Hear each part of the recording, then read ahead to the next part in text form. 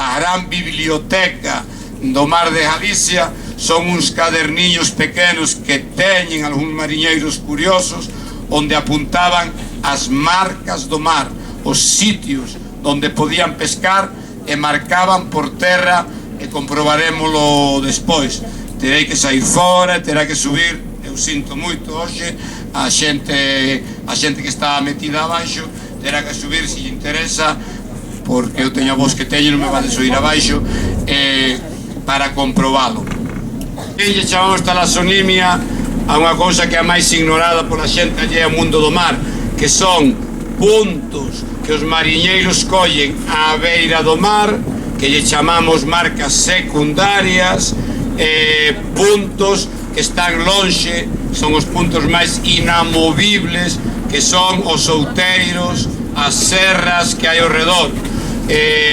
Detrás nosa pola popa o Val Miñor está cerrado pola Serra do Galiñeiro, polo sur está cerrado polos Montes da Groba, a Serra do Galiñeiro a cada 700 metros de altura, a da Groba anda polos 650, 660, e sobre toda a Serra do Galiñeiro como marca primaria importante, inamovible, de aí tiran puntos, tiran liñas imaginarias que teñen que pasar por un punto á beira do mar, pola Virxe da Rocha, polo monumento que está en Monteferro, pola Torre do Príncipe do Castelo de Baiona, polo Faro de Silleiro, por unha pedra que hai debaixo do faro vello que se chama do Banadoura.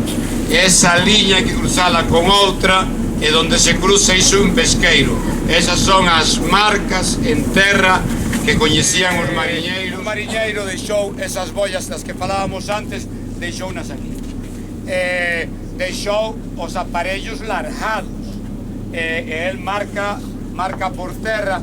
Entendestes o das marcas, o repito de outra maneira? Non entendeu? Este mozo que está de pé.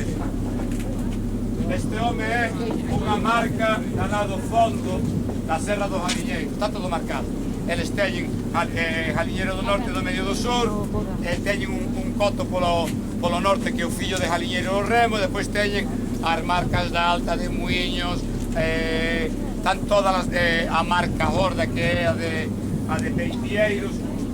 Tienes, por exemplo, a marca Horda, está delgado el sot. Unha vez fixemos isto na Broba, era unha fulana de Bélxica que pesaba 120 kilos e ofrecemos, porque ademais este home vai traducindo francés, tira a marca Horda, e tiramos unha liña.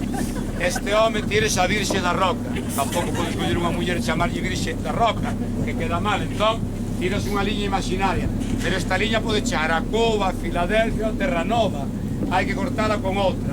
Esta é unha marca real que está publicada nese código QR que tedes aí, do caderno de marcas de Selejante. E a outra marca é precisa totalmente. Santa Treja na Guarda ten dous mogotes, onde está a capela e onde está o museo.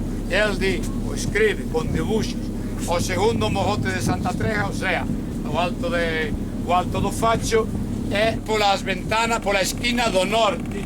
Esa marca tírala e córtase. Onde se corta, este é o chiringuito ese novo que montaron aí na Pería de Luxo, aí no Faro Vello de Silleiro, e por aquí máis ou menos está a laxe da marca Horda. Sabe que hai 8 brazas de fondo, que dá tal peixe, e que hai laxe, que hai pedra. A propia topónimo está definindo o que hai debaixo. E así, nese caderno de marcas, hai centos de marcas. Esta moza que anda aquí ten un tío de Baiona que pouca xente coñece, que se chama o Maginó, Fernando Acevedo, o Maginó, porque estudiastes historia. Preguntei un día por que chaman o Maginó. Entre a primeira e na segunda guerra mundial fixeron os franceses unha liña de bunkers entre Francia e Alemania, por si viña outra guerra, non se cumpliu nunca esa liña, e o ministro da guerra era Maginó. Entón, o tío desta rapariga, cando era pequeniño, vivía na Rúa do Conde en Vigo, e como se aburría, iba a veciña do lado, unha velliña, a ordenarlle as hachas de leña, e puña ya están dereitiñas, que lle dixo, ai, colócalas dereitiñas como a niña Maginó.